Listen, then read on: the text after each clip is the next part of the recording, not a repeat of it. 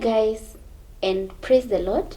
Thank you so much for coming back to our YouTube channel. We thank God that you've brought this again. And today we are going to cover a series of topic. In the next few episodes that we'll be doing on our YouTube channel, we will be talking about relationship and marriage.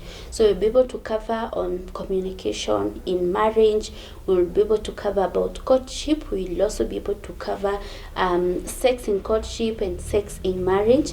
And also we'll be able to cover, on money issues in marriage. So keep it here, because we are going to do this over and over again. We are going to be talking with a woman that I've always admired so much, and by the way, she's the one who did our marriage counseling, and she's the one who officiated our wedding. So yes, we are going to have this talk with her, and the next few series we are going to bring to you, they are going to cover several things on relationships and on marriage. So I have Mom.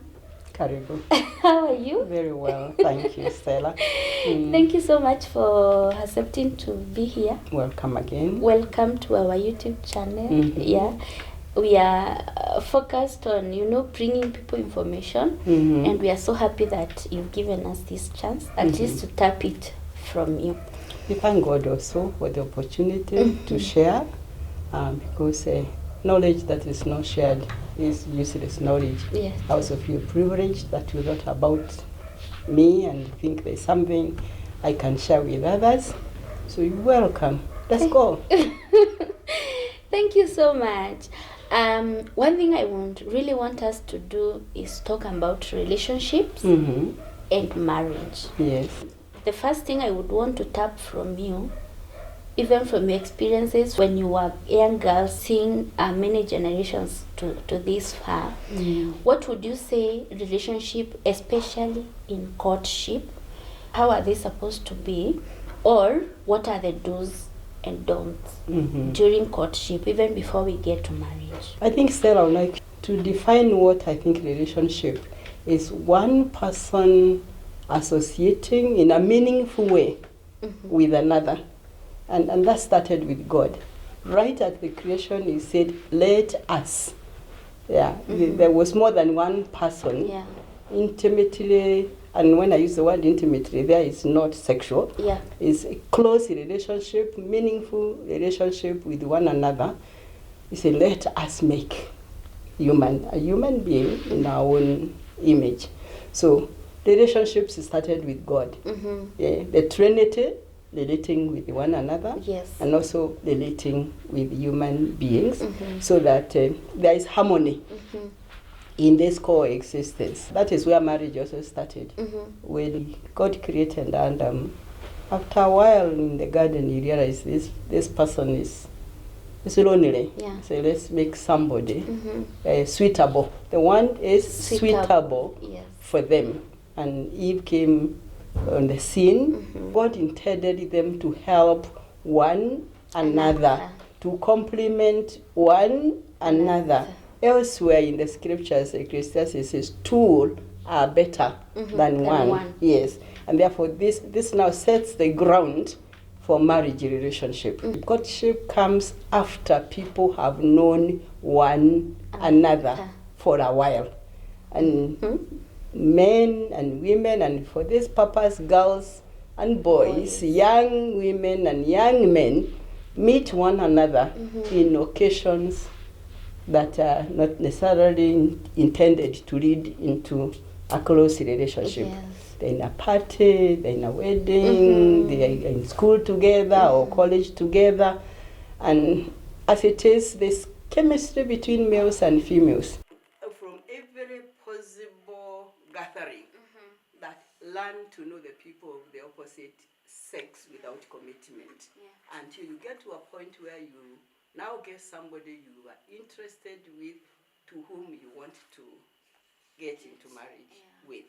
Okay. Yeah. Okay. Yeah. And I have had that problem also with young people. There is a lot of confusion between dating and courtship. Yes. Yeah. Yes. That needs to be sorted out and separated. In the courtship, what do I expect in the courtship? Mm-hmm. How should I behave? You know? Yes. Yeah, I think courtship is that period in the relationship between two people intending to get married when they want now to know one another. I am assuming by this time they are also known by the parents.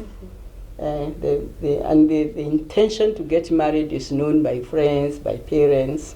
They simply now want to know a little bit more of each other before they finally commit themselves. I tell young people, like I think I told you, it's better to have a broken engagement than a miserable marriage or a divorce. So this is a time for now to narrow down to the two of us. Yeah, what are your expectations in marriage? So they should find out one's expectation, each other's expectation in marriage. Many marriages are breaking down today, Stella, because people's expectations are not being met.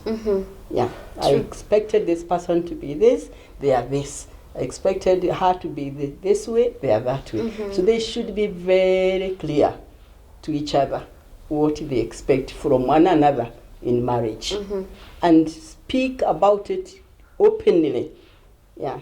Like what now? Like what am I? So I am having this guy in courtship. Whether I want to marry him, I want those details of now what do I know about him before I get married? Yeah. My question is interesting because I would want to ask you, Stella, imagine you are a young girl. Yes. Let's take an example. Yes. Imagine you are not married. Yes. If you wanted to get married, what would you want to have from a husband? I'm throwing the question back to you. To me, yes. I would want to know if so many things, and one of them is what they do for life. Yes. What are their interests in life? Yes. Like what? I think that is knowing the person. By this time, before you get into courtship, you've known all that. Yes. You've known that person and you're willing to now commit to that person. I'm thinking of things like expectation. God allowing us would like to have children. Okay? Because there are people who get married and they don't want to raise a family. Yes. So if one person expects to raise a family, the other one does not, conflict comes in. And that's a major conflict. I would expect a man who is a protector as a woman, who will take care of me and the children.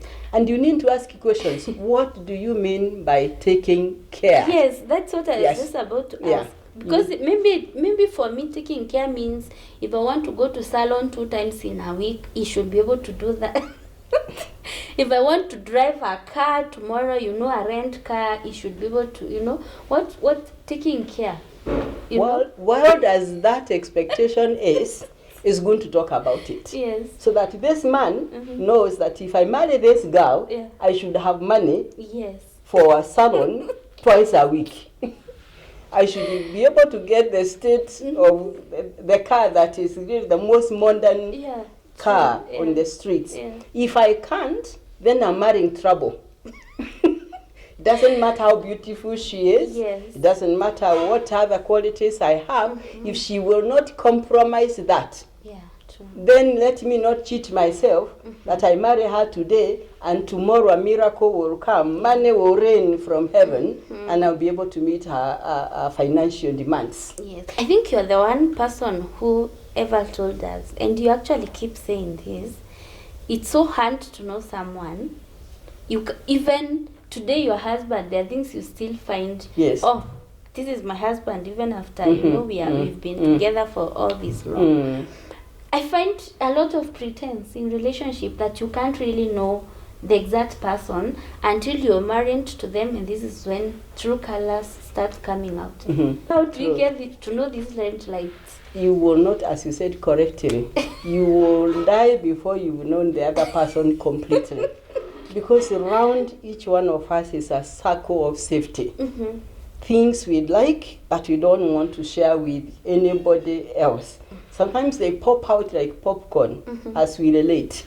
But there's certain things that are very, very fundamental in life. Yeah, as I say, usage of money, Yes. raising a family.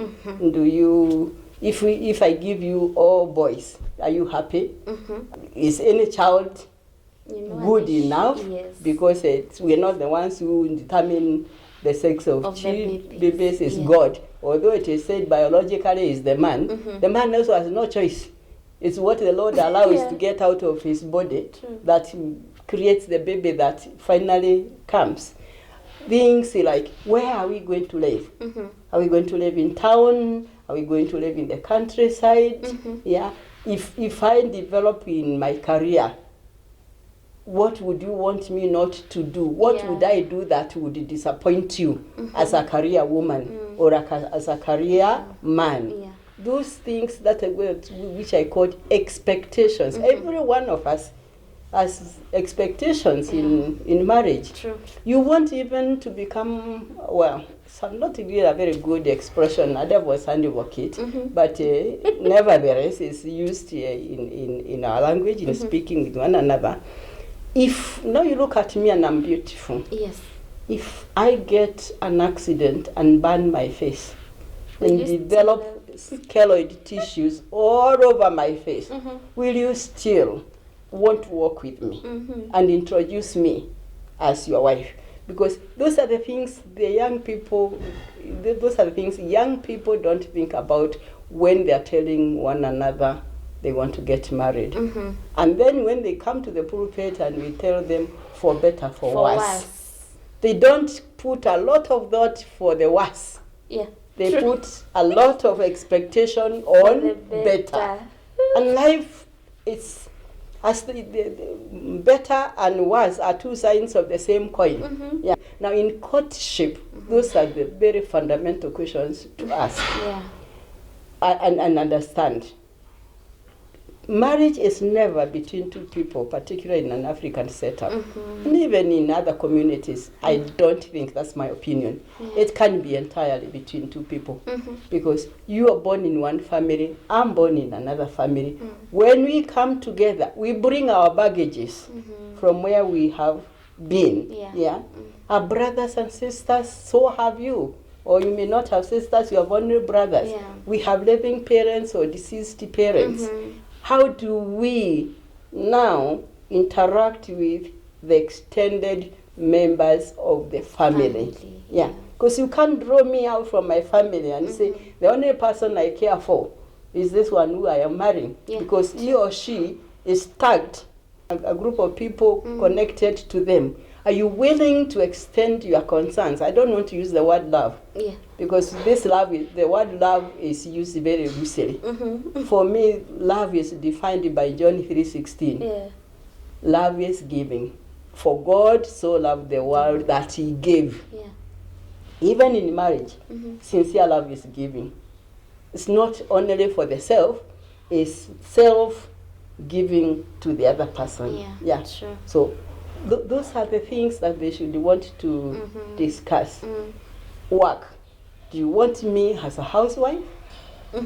Or will you take me as a career woman? And usually the problem is more with the women than with the men. I'm not saying this because I'm a woman, but women conventionally are thought of as homemakers. And men as providers, conventionally. But the practice is different now. Very different. Very different now. I think we'll come to that when we get into marriage, because it's also another big issue. So those are the things to discuss before you get married. Expectations. I will say that again. Find out one another's expectations and ask, what do you expect of me as a wife? What do you expect of me as a husband? Yes. And the other question I wanted to ask you, now that we've talked about expectations and things that we should talk with in this relationship. So I want to be so real. Now let's leave expectation and these things. It's courtship. How much time should I spend with this man? And where should we spend this time with him so that we have all this time, to talk about this? Yeah, thank you, Yes. Sarah. That's $1 million question about time, Yeah. and particular about time, where can be sorted out. And I think about time because this has become a very fast world, and people are ever talking about not having time. But we're considering something, ironically, that will run for one's lifetime. Yes. For as long as you live. So, like money, time is a commodity that is never enough. So it needs to be budgeted for. And priorities given where priorities are required to be given. If you consider you're thinking of somebody you're going to share the rest of your time with, God allowing you, it becomes a priority. So you, among the list of priorities, time to be with one another becomes a priority. But in that priority, then you also decide what is important that we should discuss now, because it cannot wait tomorrow. It is important, it's urgent, it gets the priority of time. It's important, but it's not urgent. We can discuss it when we have time. And that will depend on an individual within a couple. Yes.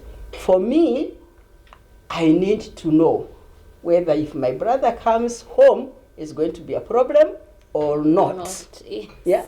Because I have lived with my brother all my life. And although there is living and cleaving, then I need to know what time do I give to this, or what the feelings and expectations of the other person is. Yeah. And therefore, time will always be created for important things. Yeah, true. Is that people now think marriage is not that important. Yeah. I found somebody, I walk in, if it doesn't work, I walk out. And that's the problem now. Because divorce has lost its stigma. Yeah. Yeah, it was a very high stigma. Nobody wanted to say I'm divorced. These people, today people say I'm so-and-so and single, or so-and-so divorced. Yeah. The institution of marriage is losing the seriousness that it was held with in the previous times. So time will always be there. Time will always be there. Wouldn't you have time if you were sick to go to see a doctor? Yes. It is for me, it's as important as that. Because this is somebody you're going to live with, as we say, all your life. Yes. We are in the era of social media. You mentioned that during your time you didn't have WhatsApp. Yes. Today, I know you're on WhatsApp. I actually send you messages on WhatsApp. Yes. We're in there of Facebook. People are even meeting on Facebook. Yes. You don't know this person at all. You see, now we go back to the relationship where you have to spend time. Maybe you have a church group, you have a school, where you are going. This time people are spending time on Facebook and you are meeting them on Facebook. And on the issue of time, texting. Like we are solving issues on phone. We don't have this time to sit down and talk about this. So it's like umenikasirisha. Unamtumia, or there are even emojis.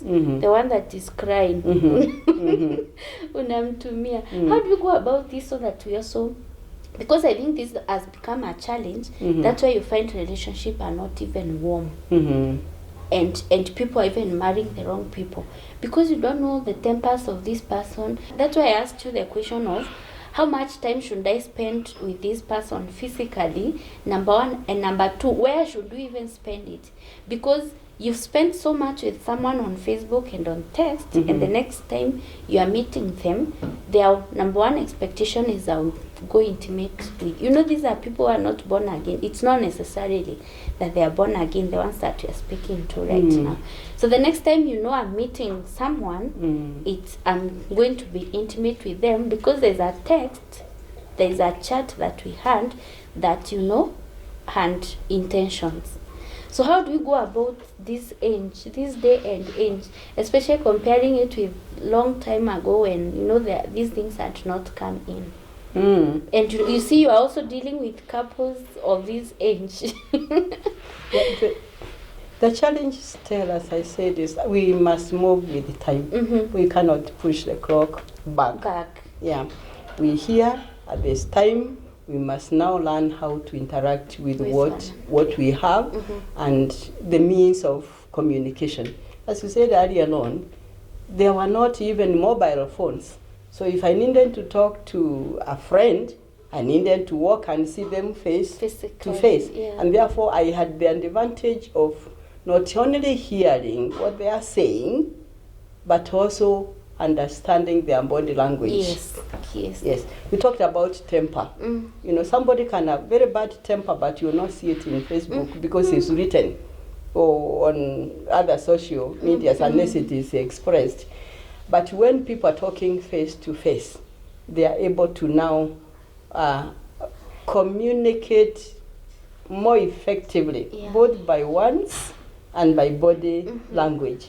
And they say when there is a conflict between words and body language, the body language takes the upper hand. You can talk without opening your mouth. Yeah? And you want to know that from the other person. Yes. And your question becomes very important. Where is the time for facing one another? And my answer goes back. There's no two ways about it. You can't have your cake and keep it. You have to create time. Yes. Whether you are born again or not, this is a person you're going to live with, and it's a person you want to know before you get married to them. Now, this issue of meeting on social media, you are texting, you are in Facebook, you are in whatever other means, it's good and yet it's bad. Communication technology is a good servant, but it can be a bad master if you let it run your life before and even after marriage. We talked about people being relational. Friendship and meaningful friendship is labor intensive. Unaifanyia kazi. You have to work for a good relationship. And sometimes you can't work effectively from a distance. You need to get together. So young people need to know they have to create time. I'm sorry, from where I stand there, I don't have an alternative to this. You've got to create time to be together. You can meet for 30 minutes and do nothing, or you can meet for 10 minutes and do a lot, depending on your planning. We're planning, we're discussing this, you go deep into it, you listen to one another. That is also where you know whether there will be a listener, somebody is talking, another one listening, or you both be talking, or you both be looking at each other. Before we close on courtship, I want you to touch on sex on courtship, or during that period. It shouldn't be there. Because as I said much earlier, it's better to have a broken relationship, broken engagement, than a divorce. Once you start getting engaged in sexually, in sexual intimacy, you're almost saying to one another, your husband and wife. That is, because that's a possession that is enjoyed within marriage. You are making even chances of separating, should you find difficulties in your relationship, more difficult. Like I think you said earlier on, because you said earlier, when people get married because they're expecting a baby. You could. I know today you don't have to conceive a baby if you get into a relationship, because there are ways of separating it. But allow me, Stella, to go back to God, because I think it's the only foundation that stands. And even the Kenyan law agrees that if there is no sexual intimacy when people have married, it's called consummation of marriage. There is no marriage. Because marriage is a covenant between a male and a female. We say sealed. I know this is going to the media, but I'll be forthright. which is sealed by the blood that comes from a broken hymen. Every covenant is sealed by blood. Yes. And God intended the seal of this covenant to be the blood that comes from a broken hymen. I suspect, because I hear, and I'm not naive, that there will be very many people who are not virgins today. Yes. Because virginity has lost its meaning value. again. And yes, that is why you've got also so many breakages, because people are breaking the law of God. You were saying something about, courtship, and you were going back to God, where, we are supposed to be as pure before you get to that marriage. Yeah, that is the expectation of God. That is also was, I would say, moral expectation. But now the societal morality has changed. I mean, sex is sold like pancakes everywhere. Yeah, in social media, in I don't know what to call them, televisions and adverts in papers. It's like nothing wrong with getting sexually engaged, as long as they say it's between willing persons. Yeah, true. But that violates the law of God, and like everything else, when a law is broken, it breaks the breakers. Yeah. Sorry to put it that way. And therefore, when people now feel in courtship that there is sufficient reason to part, one thing holds them together: the sexual intimacy they have engaged in, and possibly a baby on the way. Yes. So because they want to give this baby a home, they get married. The problem doesn't go because a baby is born. So it persists, and finally they will find themselves separating or divorcing, and the same baby they were trying to protect suffers most. So young people are really encouraged to keep away from getting sexually intimate before they get married. Then that also may not hold a lot of water today, but girls used to be proud in my years of development, where you say you don't want another man to know you as deeply as the man you marry knows you. So I would only imagine that there's nothing called intimacy again in sex. True. That word is now losing meaning in my understanding. Because if you will have gone to bed with 10 men and you marry the 11th, I mean, it's, how can you say you are intimate with that person? Just an act, like, if you're not careful, we'll go where animals are. I was just about to ask you about the soul ties. When you sleep around with so many people, maybe you meet this person and you think they're the best you could ever have. You trust them to a point where you sleep with them. Then maybe you are still dating, 2-3 months again you have broken up, you go to another, the same thing. What effect does this have to you as a person? First of all, because as I said, it's breaking the law of God. It keeps you feeling used, self-hate. At the end of the day, and you wonder what the people you've been sleeping with are saying about you. When you meet them, possibly with now your current sex mate, if I may call it, you can call them husband. I don't know what they feel when they see the others around who they have been dating with in that way. I would only plead with the young people, because every time you're hungry, you don't steal food. If I may use that analogy. Every time they get sexually aroused, they don't have to get it to get sexual satisfaction from the next person. There's something that called self-control, holding back, so that at least when you now get to the person that marries you, you have that thing which you call intimacy. You don't want to get connected with so many people. You allow me again, although you said this is for people who might not even be Christians. Yeah. I can't run away from Christian principles. Paul tells us in the book of Corinthians, if you sleep with somebody, you're becoming one with them. Not only physically, but even in the spirit. The spirit. Yes, so how many people will you be connected with? Yeah, even spiritually in this way.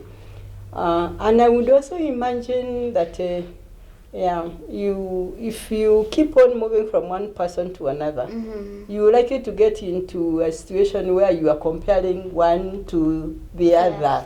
And therefore, instead of concentrating where you are possibly thinking about the other person you had and which you not have here. And it might, it's likely to hinder intimacy in that area. I'm getting that on the emotions that you carry around when you sleep with so many of them. So now the courtship is over. Now we are getting married. Yes. And we are married and the family is here. You know, family now is where the reality comes in. Is where maybe you thought about someone like this, you realize that these are the things. You have relatives to deal with, you have in-laws to deal with. As in, you have so many things now. You have babies that are coming up. So in marriage, I want us to talk first of all about your relationship now. You had mentioned your relationship with now other people, friends and family. You realize so many couples when they get into marriage, there's one thing that happens. You are likely to pull out and change so many things, and one of them is friends. And if you cling to those friends again, it's something that could also break up your marriage. The friends that you had. And that's why, hey, kutoka olewe haongeangi na sisi and this and this and this. And there are those others that their marriages are breaking because they still want to keep their former friendships that are affecting their marriage. So how are we supposed to go about this when now we get married, we are into marriage? How are we supposed to handle family and friendship? Yeah, relationships, as you said, is wide. I will go back a little to courtship. Courtship is also the time when the two people who are courting to be married will talk about their exes. Yeah, because with the way things are going now, you date today, you leave the date, you get another one. It should be able to be open with one another. So you should sit with your person intending to marry and tell them about the past relationships you had with other men. Without necessarily giving the names. Yes, because you don't also want to start acrimony right from the word go, I would imagine. But you let them know you're not the very first person I'm dating. No, I will have sex with because I have had. Yeah, it's difficult. But whether we say it or not, men will find out women who have been sexually active. Although it's so unfair, in my opinion, that women cannot find out the relation that relationship that men would have sexually with other women. It's never expressed in their body. In their body form. So there it's where you now say, let one another know, you had, and therefore if you also had very serious relationships with some people whom they may know, so that they don't find out from others before, it's advisable to say you are a friend of this, but your relationship broke, so that there are no mysteries in that area. But immediately you get married, there's this thing they call live and cleave. There are relationships that need to be left. The exes.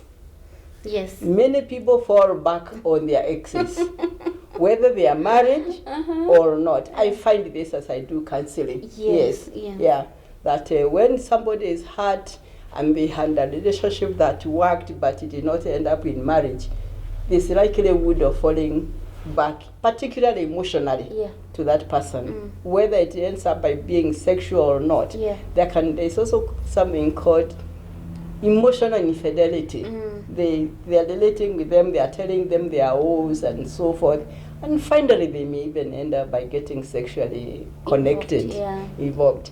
So exes should be out. Completely for both parties.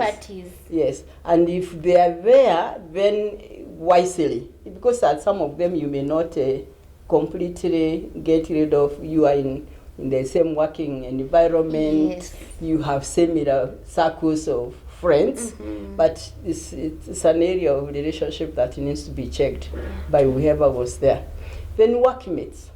Let workmates also know that you now in marriage, and particularly wale wanakuchokoza, if you may use that language, which I'm not very good at. Oh, you smart. Oh, you smelling nice. If you put on a little perfume, and your husband didn't tell you in the morning, it takes you off the ground. So be careful of the compliments that you get from the opposite sex, particularly if they are if you frequently relate with them from work environment. I hear many of the young people have a husband or a wife at home and another one at work. So this is a new development which young people should watch. Then the bests. Well, I'm not going to, I hope this will not make people suspicious of their bestie couples. But it's often good to have married people as your best couple. Yes, the people who sign for you as witnesses. When those bests are taken to be part of you, part of the relationship, they can walk into your house anytime. You can relate out there. It's also been found out that there is cheating with the members, with the bestie couple, because they have freedom. If a woman comes to your home who was your bestie maid, you don't have to worry about it. But very easily sometimes they get more connected with your husband, even when they are married. It's come out actually like that. And the vice versa. I am not preaching suspicion. That I am asking for wisdom. So if you can be together, be together. If you can't, be careful that the times you are not together are fewer, and the circumstances of being together are also fewer. In other words, keep guard against what might hurt you. The in-laws now, relationships. I said, when you marry a person, you marry a family. You marry together, there are people and... Yes, there are those baggages that they are carrying. It would be good to know you cannot completely separate this person, whether it's a woman or a man, from their family. But let the connection become less intense, for lack of a better word to express myself, than before you married. Let them know you're now moving away from home, you're starting your own whole family. They give you space to start your family. I sometimes, when I do premarital counseling, I encourage couples to start in a small house. You told us a single room. Yes, I don't know whether you did and whether it worked. That can be discussed. But get a small space where you're not able to welcome many people to stay, particularly for the first year of marriage, because this is the time you want to understand. You want to know one another. You want your greatest freedom. True. You really don't want to be intimate with your husband or wife, and next door is your mother or your father.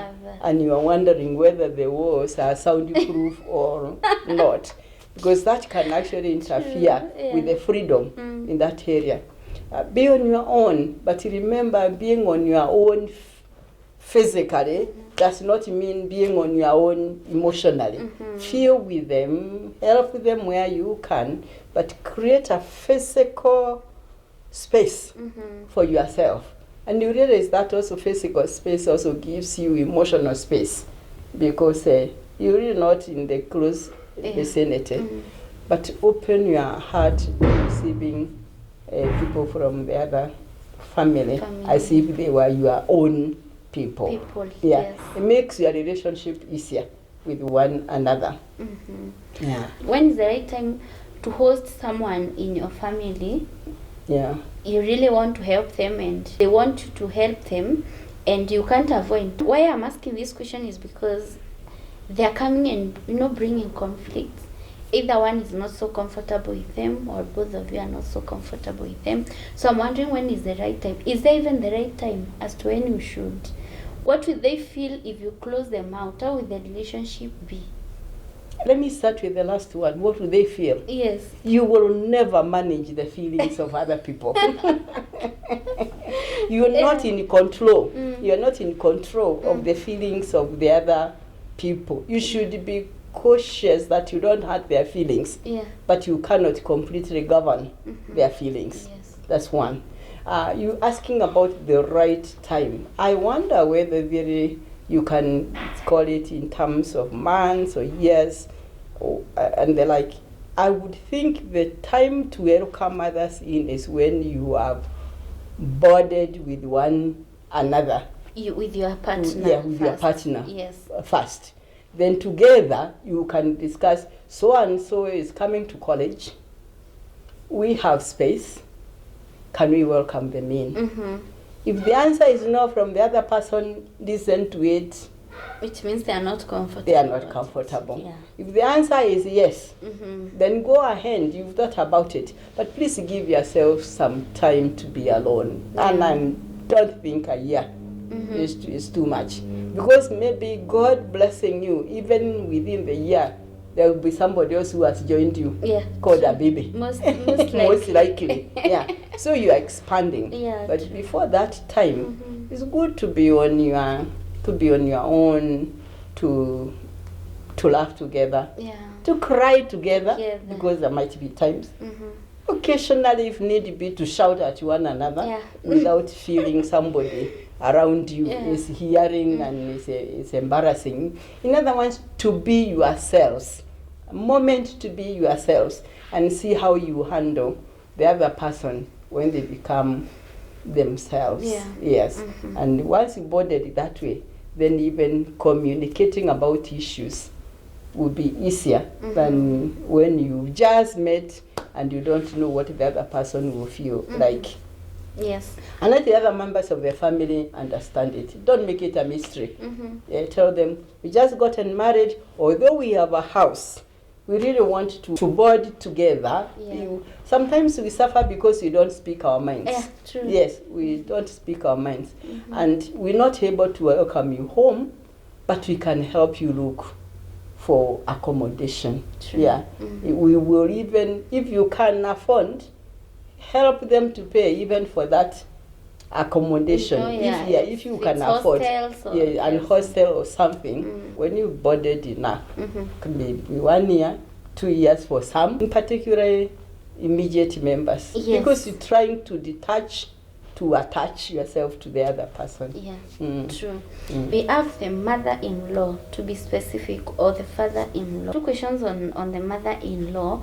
One, how do I relate with her? So at least maybe she doesn't love you naturally. I know you are a mother-in-law. You are a good one. Not really. Well, you don't even know if you are a good one or a bad one. Because it depends anyway how the other person will judge. But now my question is, suppose I find myself with a bad mother-in-law who doesn't want to see me. Hata umfanyie nini, it doesn't matter what you buy them, what you give them, they still won't appreciate and they still feel, this is I just don't like Stella as my daughter-in-law. Number 2, can I answer that before I forget? Then we come to number 2. Yes. Yeah, as you said, I'm 4 times mother-in-law. Yes. And I thank God for the privilege of being a mother-in-law. But I'm not talking about myself, you know this. We're talking about general principles that work and those that do not work.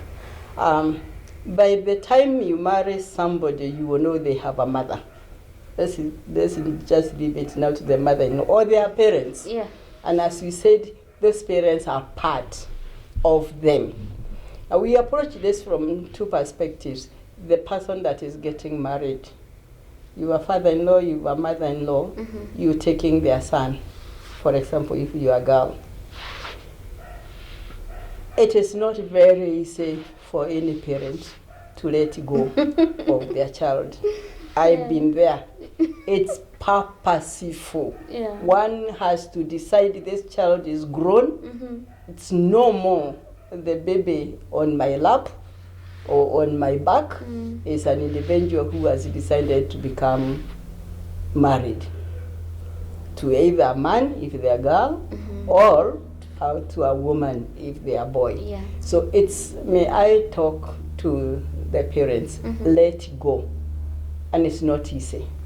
It's the not letting go that brings the conflict. So, let go. Remember, you were also once a time a daughter-in-law to someone. If you are treated kindly, reciprocate it. Yeah. If you are treated badly, improve on it. It's purposeful. Before you get there, as your children are learning to get married, think of what you're going to do to become the mother-in-law, the father-in-law, and begins by letting go for the parents. As you are received in another family, receive the other person. And as I say, look back. If you didn't like it, the way you are received, improve on it. Yeah. Do unto others what you'd like them to do unto you. So mothers, please receive the girls. Yeah. Yes. As whatever they are, your son's choice should be your choice. Yeah. Because there will be no time you will choose for them. Yes. They didn't ask you to go looking for a girl for them to marry. They looked for one and brought her to you, receive that child. It's like when you go to a maternity delivery ward. You don't know what you get. Yeah. But what you get, you receive, and you receive with joy. Yeah. This is a new baby in other ones. Receive this child and nurture them to become the person you want them to become without loading it on them or without pretending to be the husband because you are not. Take them as they are, even when they are grown. Yeah.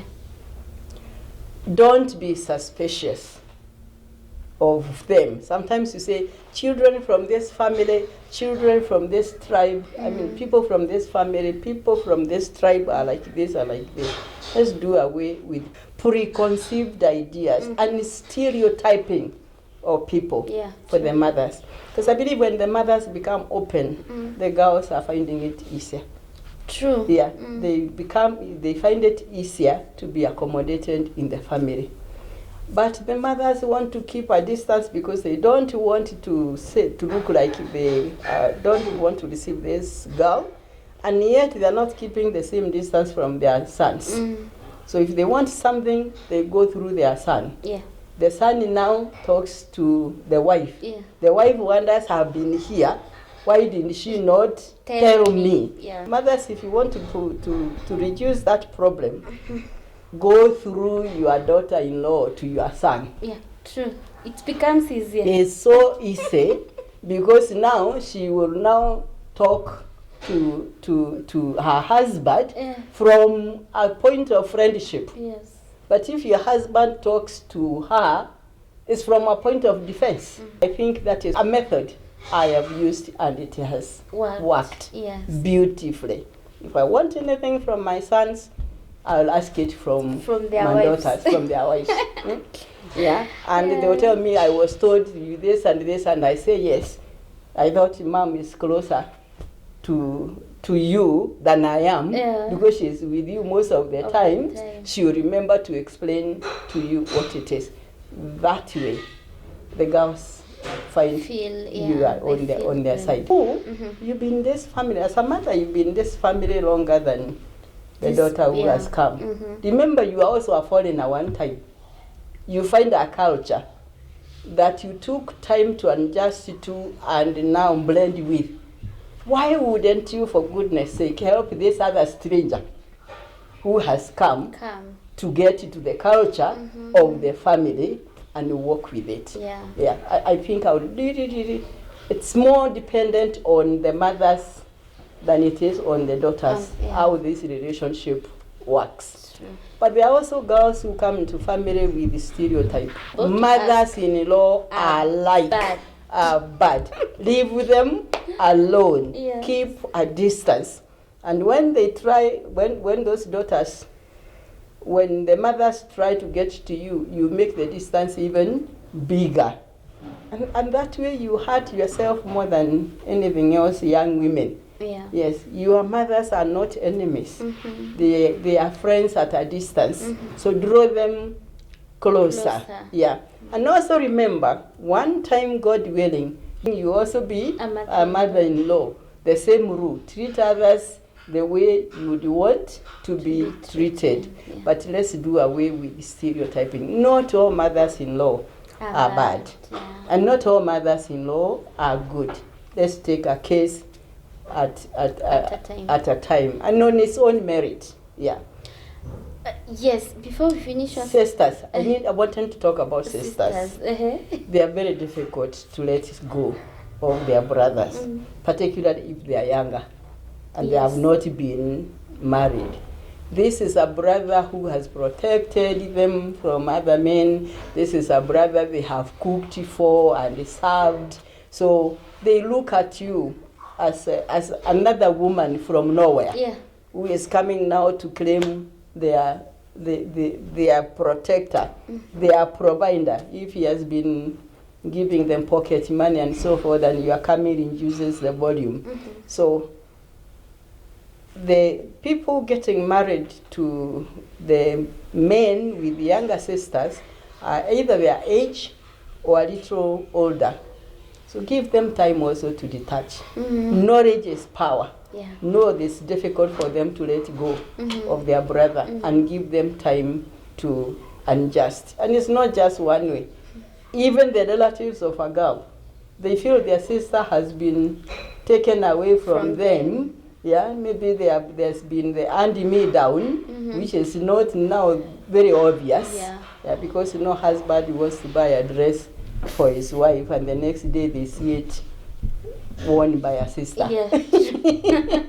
Very true. And they don't know whether you are the one who bought it or it was bought for you. So take time again to allow these people to breed. But please, let's do away with the stereotyping. Or generalization.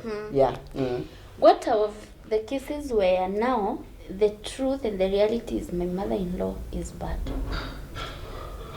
As a wife in this family, I know that I need blessings from my parents.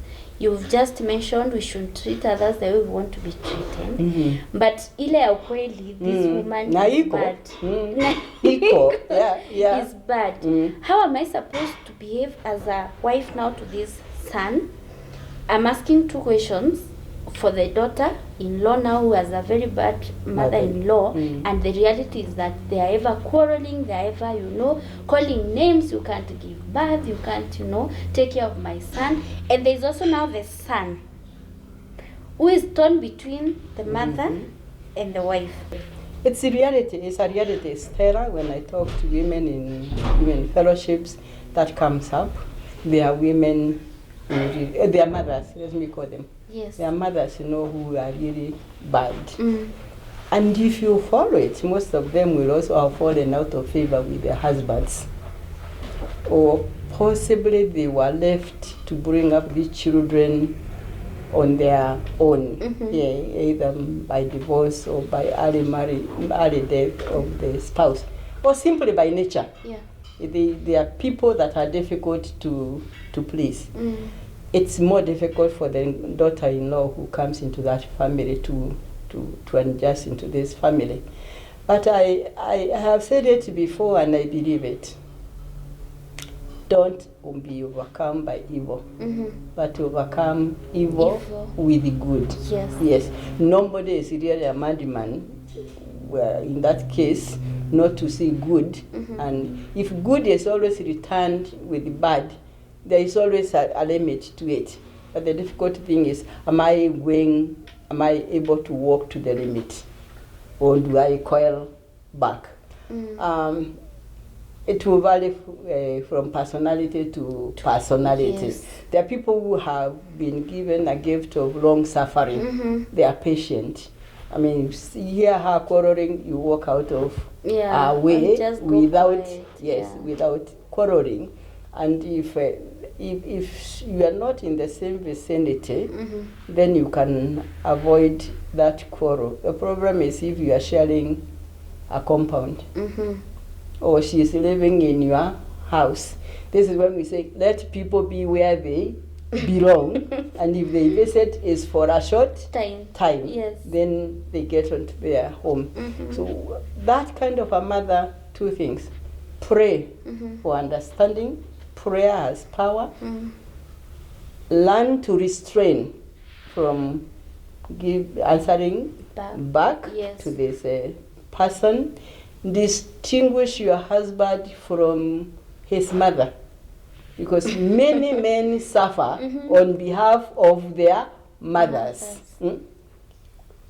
Rarely would a man tell you his mother is bad, even if they know. Rarely would they tell son, be careful about my mother, she's a bad person. Rarely. Yeah.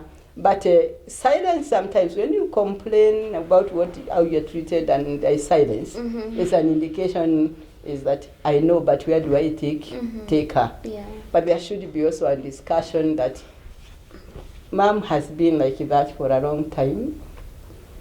We hope she will change. Just take her for the way she is. But there is also a danger of that openness, because this girl will likely to go home and say, even her son says so, and knows she is a bad person. Yeah. It requires wisdom. Yeah, and the determination to bring about harmony and happiness in this family. The question is, do you want to live in this family? Yes. Do you want to be in this family? Yes. Then invest heavily in the relationship, so that you have good returns. Yeah, and God is willing to help you with that. The son, husband, yes, the son now. The son now has to know, niliacha hiyo familia. Yes. I've started mine. And I want to tell the young men, unless you protect your wife from your family, she will be an endangered species, because she is the stranger in the family, and you have been there. So she's the one that comes traditionally. It's the role of the husband to protect his wife from his mother, from his father, from his siblings. But the wife needs to become person who is protectable. Yeah, true. Because there are others who are likely not to be protectable. Yeah, if you really raising your voice and you are calling his mother names, how do you expect him to protect you? Yeah, true. And also the knowledge for both mothers and daughters that when there's a conflict between a mother-in-law and a daughter-in-law, the person that suffers most is the husband, whom both women love. Yeah, true. And she's standing in between. Yeah, I mean, it's like you pulling in opposite directions. Exactly. The wife pulls this way, the mother pulls that way. Who feels the greatest tension? The middle person. The middle person, who happens to be the son of this mother, the wife of this mother. Yeah, so, but there should also be conversation that is open, that is loving, that is clear. Yeah. Have a setting. Yes. Let the man be candid. I don't want to see the fight between the two of you. Yeah. Yes. It's not good for me. Yeah. Look at how you sort out your differences, but please do not fight. Yeah, true. And he can walk away and leave the two of you to think about that heavy statement. Yeah. But the other thing is that, as I say, women become unprotectable. Is Shondo's going to see the mother? You go to the market and you fill a big chondo with the goodies. Yeah. For your mother. No, my own mother. For your own mother, yes, as a girl. Yeah. And you go home and you give this big chodo to your mother. Yes. And possibly sell very a little money. Yeah. Then you go home to your mother-in-law. Men are not supposed to carry chondos. Okay? So you go to the market and you don't even want to buy liquid oil. You look for Kimbo. Come in the 16. Yeah? You don't want to buy good rice. Unafimiwa ile ya kufimiwa. Yeah, you hear what I'm saying? Yes. And really you got something so small and very cheap. And you're taking it to your mother-in-law. You are in the company of your husband. What do you think he feels? Yeah. What do you think he feels? Are you protectable? Does he have any reason to protect you? Yeah. Be as impartial as you can. And to save the situation, when you're visiting parents, let him take the shopping to your mother. I was just about to tell you, there's one thing you told us when we were doing counseling that really has worked for us up to date. Like, even when my mother calls and says, I need 1,000 sheet, even if I have, let him send that 1,000. Yes. And of course the opposite. If the mother needs, you send it. It may not even really be, hata unaweza kuwa hauna hiyo, but let him give you that money, go load it, and send. Yeah, so that way you're actually helping one another, but with the other person. Plus you're also telling them you're one. Yeah. True. They can talk to your son as much as they can talk to you. Yeah, I don't have to repeat that because you know it, and it has worked. It is beautiful. Yeah. You do your shopping, let your husband take it to your mother. You do your shopping, let your wife take it to your mother. The other way around. Yes, and also when it comes to help, they may ask you, but let the help be given by the other person. First of all, they know the other person knows. So hakuna hii mambo ya kukuambia chini so that the other person does not know. It enables them to know you one and you're working as one. And your relationship is open. Yes. Oh, awesome. And maybe also the other point you are trying to bring out is on balancing them. If you shop 1,000 for this, shop 1,000 for this. Yes. It's, you may really think, you may really feel maybe the things you buy from this mother could be different for the other mother, but then let them be of the same value. Yes. Okay. Because the needs again are different. There's one who doesn't take sugar. So why are you taking sugar to them? Yes. True. So how should communication in marriage be? Because I think it's also one of the key things that is really breaking marriages. You don't want to be open to your partner. Maybe they do something constantly that you don't like. You're even afraid. You're afraid if you tell them, maybe it will, escalate things in the family. How should we go about communication between a husband and a wife? You've touched many things, Esther. One of them, you're afraid. Yes. There should be no fear in marriage. Yeah. There should not be no fear in marriage. Because once you get to it, unless you've not made up your mind, it is really marriage or death. Until death do us part. Yeah. When I got into my marriage, and I kept on telling my husband many times, death, yes. Divorce, never. For me, if we were to be separated, it's by death. So you might as well kill me than you think you are divorcing me. It is said to be foolish. Yeah, really, because you don't have to die for the life of somebody else. But this is said with a light touch. Is to show one how committed you are to this marriage. So if you are committed to this marriage, you should be committed to being happy in it. Mm. And one way of being happy is being open with one another. Back to the Garden of Eden. Yes. They were both naked Mm-hmm. and not ashamed. Yes. Physically, emotionally, any other way. Mm-hmm. They were open to one another. That's the ideal that every married couple should be aiming at. Mm-hmm. Really, be open, as open as you humanly can, Mm-hmm. but communicate your openness with love and concern. Yeah. Yes, don't do it to hurt the other person. Mm-hmm. Do it to be understood. Mm-hmm. Yeah, yeah. Do it for the other person to know where you are.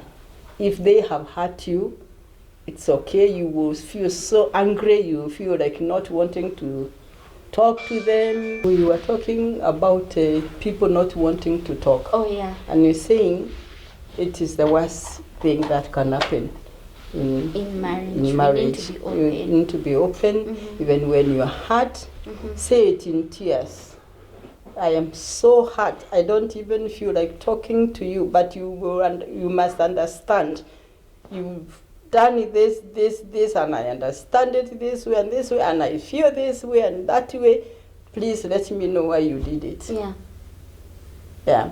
The tone of your voice, the selection of your words, the body language will either encourage or discourage the other person in responding in a good way. Mm-hmm. But be just yourself, be open. I know you're getting into this conversation because you're seeking for healing, for greater understanding, and not to accuse the other person. Yes. And not to send them to hell or to your committee, whichever your prison is. Yes. Nobody wants to be made to feel very guilty. Yeah. Yes, True. because we don't try to get somebody feel guilty without thinking they engage the defense mechanism, and they may not even listen to you, and they will argue even against plain truth. Yeah. So be gentle. The Bible says, "Soft ones break a hard heart." But there are people who don't know how to be humble naturally. They have to learn. I'm sorry. Yeah. Let me ask, how do you measure the level of respect? I know one of them is tone. Tone of voice. Tone of voice. But facial expression. Yes. How that's how Choice you of words. Mark on those three. Yes. Tone of voice, facial expression, choice of words will communicate your The level of respect you have for the other for your person. partner. Yes. Oh, okay. How do I make, this is one question, there's one person who asked me this and I was not able to answer them. I don't know if you will. How do I measure, how do I know that they are respecting me or not? So there's this couple and the husband feels the wife doesn't respect them enough. So they asked me, how do I know if I'm respecting him or not? And the only thing I told him is probably the way you talk to them and the level of how do you deal with them when you're in conflict, when you're arguing about something, are you ever accusing them of something? But still it was not clear to them how should this man be made, how should this man be treated so that he can feel that the woman respects them. Back to courtship. Expectations. Yes. Yeah. Expectations. Because it's said that what a man craves for from a woman more than all the other things is respect. True. And it's inbuilt in them. It is intrinsic. It's born with them and evolves.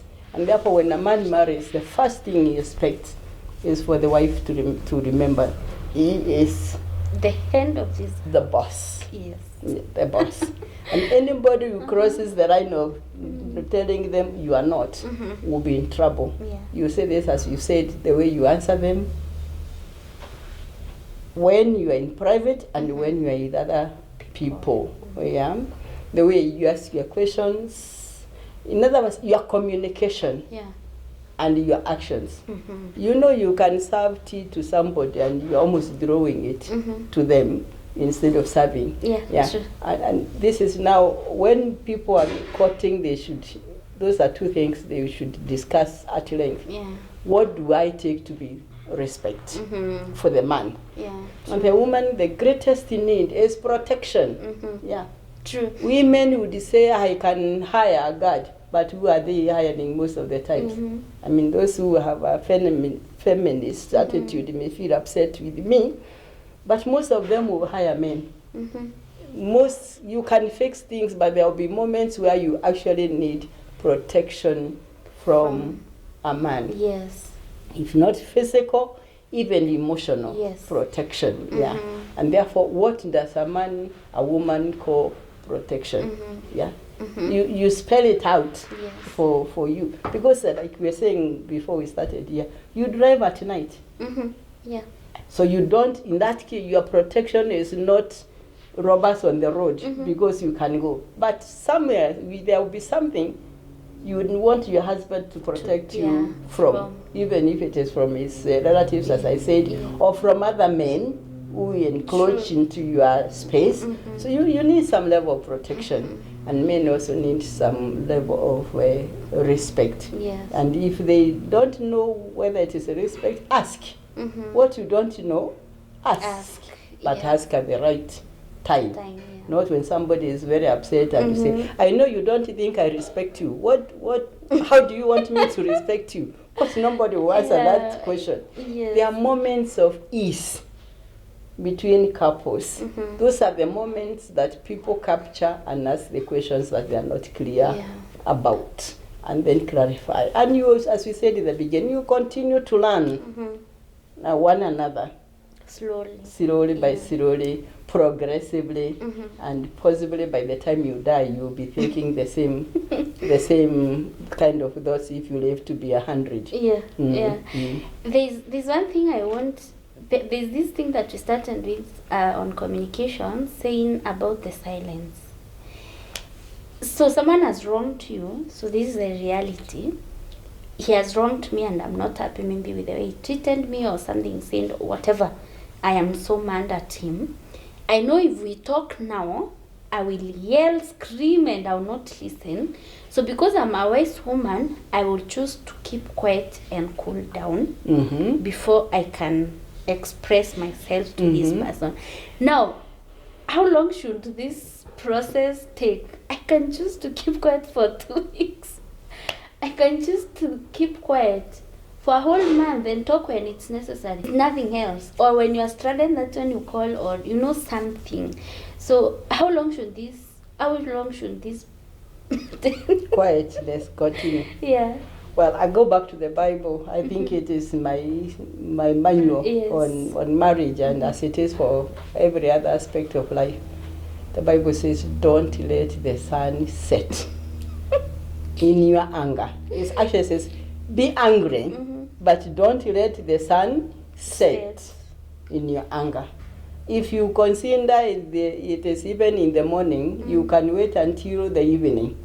If it is at 6 when the sun is setting, you can still wait until the next morning. In other words, it's not literally the setting of the set. It's the period between the sunrise and the sunset, which is short, not more than a day period. Yes. 12 hours. Yes. Actually. Take some time, but don't make it too long, because the more you keep silent from one another, the worse you make this. The worse the situation becomes. And you remember when we were talking about communication, talked about in generalization. All men are like, or all women are like. When you are hurt, you say, you never treat me kind, just because they have not treated you kind that particular time. Yes, watch out against generalization and stereotyping opinions in communication. It's a big, long topic. It's a huge one, I know, but I think those are the general things that maybe people need to know. So these are that thing on sex in marriage. And specifically, there are people that are married. Yes, they have babies, but still they are living as brothers in the house. Maybe because of a situation that they are going through, or because they just don't feel like it. I find it difficult when you talk, don't feel like it, because it could be medical. Sorry. No, probably. And then let them seek medical help.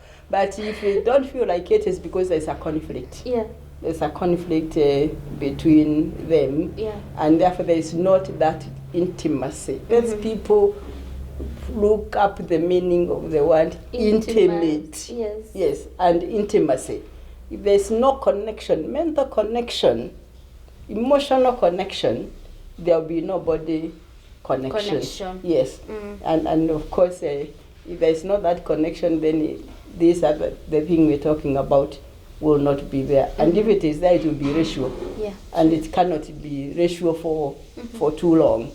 So couples need to find out if you married and you're going a week and two and you don't feel like you want to be intimate, find out there's something that's wrong. If it is not biological, it is emotional. Yes, yes. Yeah. So they should find help. They should find help. Yeah.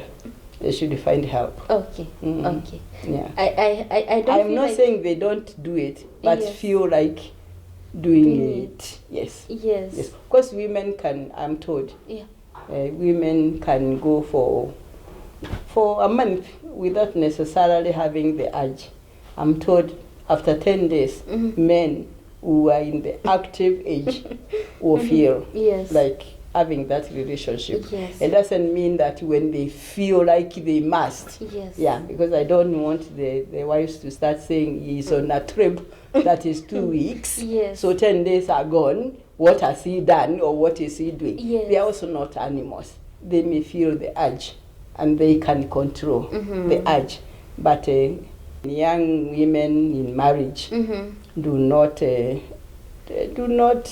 I wish I am looking for a simile. When the water is flowing and you make a barrier on its pathway, it will break that barrier. Yeah. So the same thing with the sexual relationship, particularly when people are young. Yeah. If you keep on denying one another, they are likely to find ways around the problem. Yes. And it's not godly. It's not godly. Yeah. So this is the last thing we are doing. On my money is my money, and your money and your money is our money. Whose money is it? Our money. Our money, but it's tricky. Yeah, it's tricky. It's tricky because there are people who cannot manage money. They will make money, but they cannot manage money. I'm told the people who are said to be wealthy is not just because they know how to make money. More importantly, is because they know how to keep money that they have made. Anybody can make money. Not everybody can keep money. Yeah. So the couple has to decide together on how to keep money, on how both to make it and how to keep it. But it should be the couple's money. There are women who are I'm lacking the language, who are spenders, who don't want to see money in their hand. There are men equally who are spenders. When they have money, everybody will know they are the kings of the village. And that way you make money and it flows out, and therefore you end up by still not having money. You're working very hard, but you're not able to save or not able to invest. Yes. So when you are together, find out who is the stronger person in knowing how to save and how to invest. Let that person take charge of the money, whether they are male or female. For me, it doesn't really matter. Yeah. How do I get to trust them with my money? Have you trusted them, Stella? Before you ask more questions, Have you trusted them with your physical life? Do Everything you else. know when you are deep asleep and snoring, Uh-huh. this person can take a dagger and throw it, drive it into your throat, Yes. and you're not there in the morning. Yeah. Yes. You've trusted them with that thing which you kept for yourself. Yes. Yeah, the intimacy we're talking about. Yeah. And you saying, I'm there for you, but don't touch my pocket. Yes. Yeah. Do you know we have become worshippers of money more than even worshippers of God. Yes. It is not that you don't trust him with your money, it's you don't trust him with your well-being. Because you think money is your well-being. Yes. Yes.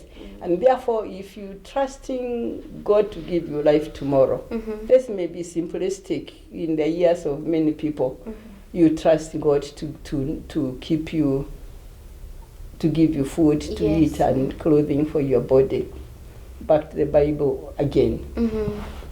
But I'm not asking ourselves to be naive. If you know when you give this money, it will be drunk and tomorrow you'll not pay house rent.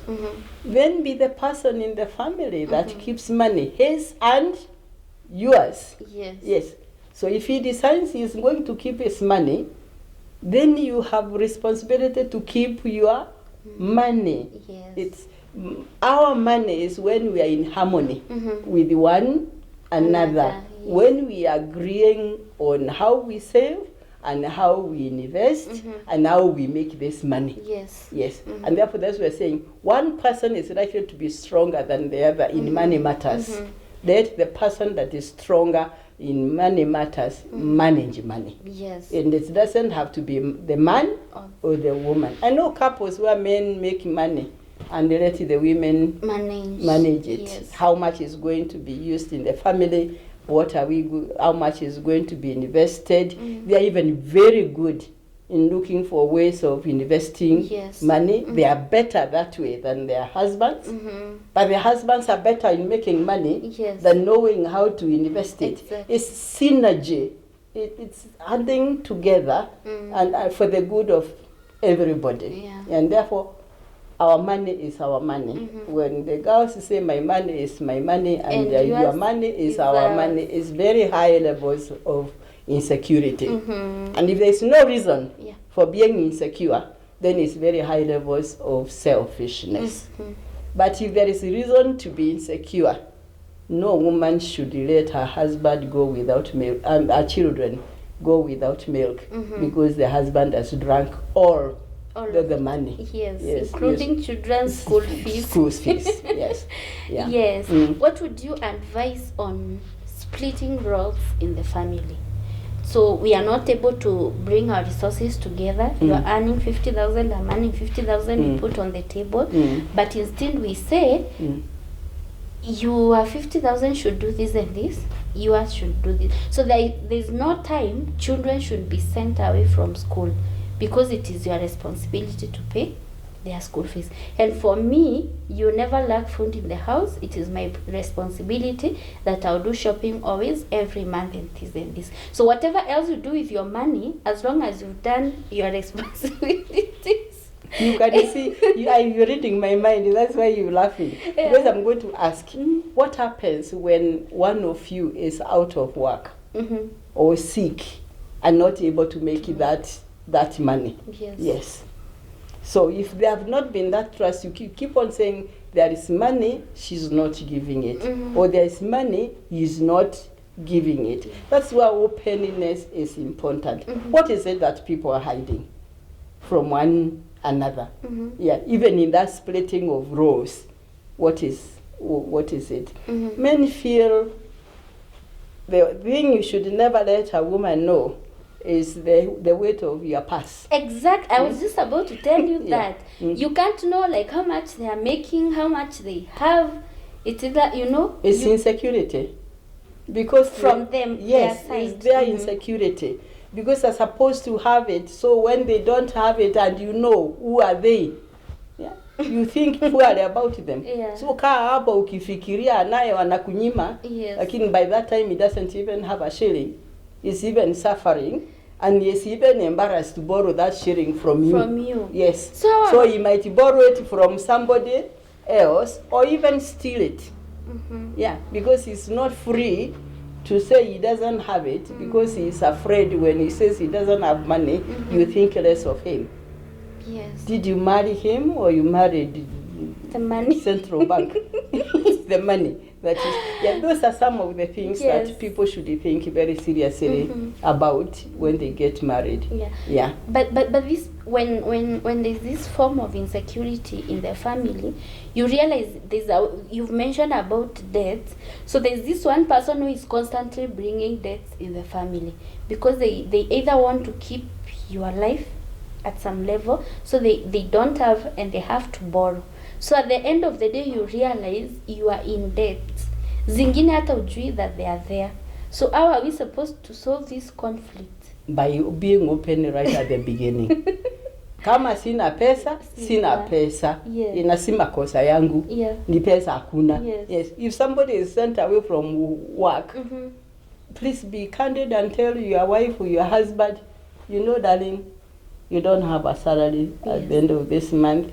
I am retrenched, or have lost my job, or I thought I was changing from this job to that. It has not worked. So we need to readjust our budget for the month.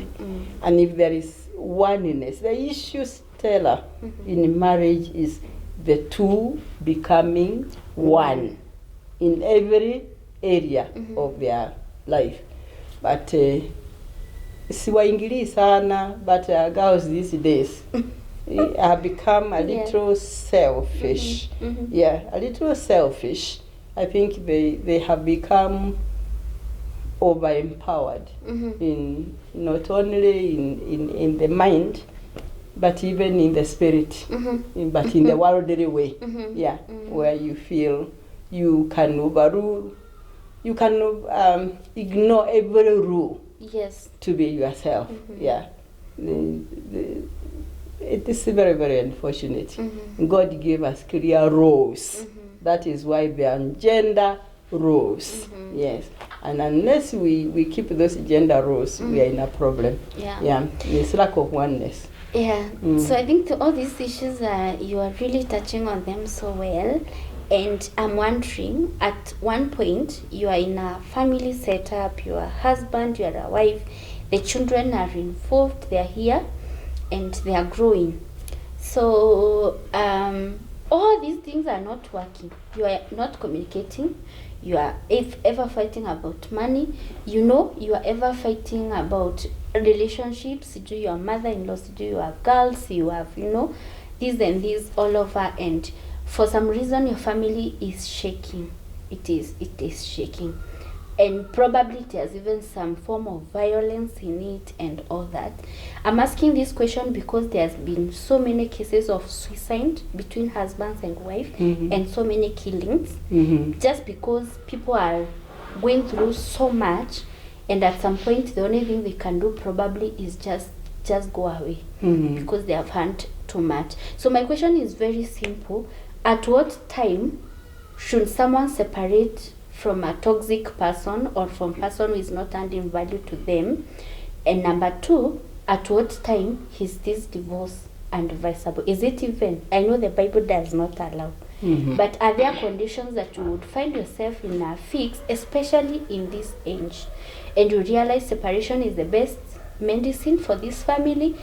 Divorce maybe is the best thing for this family, and you know, even for the children and every other person that is involved. Very, very tricky question that really, really hurts my emotions. Yeah. Because as you say correctly, no marriage should end up in a divorce. But when all is said and done, divorce is better than death. So you get to a position where the relationship is very toxic, as to use your words. It really poisonous. Emotionally, it gets physical. And instead of people killing one another, let them separate. Yes. Let them give one another space to rethink on whether they really miss this person and can come back and make it better, or if they still feel they don't want to come back, unfortunately, it ends up in a divorce. Yes. But when they get into that, the question is, are there people who have divorced intended to live alone? Because it's okay to divorce and live alone. But when it gets to remarriage, my opinion would be different from many. Because it's again biblically informed. Yeah, I know theologians don't have a common stand on that. The Bible is clear that if you get divorced, don't remarry, because if you marry, you're committing adultery against the other person. But the question is that you're divorcing when you are young. Yes. Do you live forever without a wife or a husband? I withdraw. I withhold my what? Comment on that? Not comment. I've commented my advice on that. The comment is that separation and even divorce is better than death in a toxic relationship. And death does not necessarily have to be physical. You can die while you are working. You are emotionally dead. You are spiritually dead. The relationship between you and the children is dead. The children are suffering. They would rather have one sane parent than two insane parents. Yeah. They would rather live with one parent than experience constant fights. But if you get to a point where you feel now it's not working out, or sometimes people separate and come together and make it. Others, once you separate, is almost a ticket to divorce. Yes. Now, if it works towards divorce, if it goes to divorce, then do you remarry or don't you? That's what I'm saying. You keep your advice on that. Yes. Yeah, because if you're remarrying, will that which caused you to divorce the first time not cause you to divorce the second time? Exactly. Yes, and observation has shown that once you divorce, it becomes easier to divorce even the again. Second Yes. one. Stop and think what it is that is making it difficult for you to keep in a relationship. Awesome. Thank you so much. You're welcome. It's pressure. Of course, the topics we've discussed are very wide. Yes. We've scratched on the surfaces for almost all of them. But I hope there's something that young people will pick and it will help them to make meaningful relationships. Now, where opinions are personal, they are personal, and every one of us has a freedom for personal thinking. Please take it for that. But where they are biblical and you cannot change. I have no apology. I have no apology for biblical statements. Because they are God's word. And it's the way God has given us the law to help us live with one another. But my prayer is, young people, before you get into marriage, think again what it is that you're getting into, and give it all your commitment. It works. We have been married, I think it's important to say this. We've been married for 47 years. Oh. Yeah, in 3 years' time, God willing, we'll be celebrating our 50th wedding anniversary. That is jubilee. So, yes, and God has been gracious. Yeah, we are not angels. We are human beings. We've gone through most of the challenges we've talked about here. But God has been faithful. Amen. Because both of us have been committed to living till death do us part. And because that commitment calls for the next one. Being happy as you live together. Because you say a broken relationship is better than death, and you can die when you are still living. Yeah, we thank God. We have enjoyed marriage life, and it can be enjoyed. With everything else said and done, it's a good life because two are better than one. Yes. Yes. Well, thank you so much. We really appreciate all this knowledge and all these insights that you've given to us. It's always good to hear it from someone else.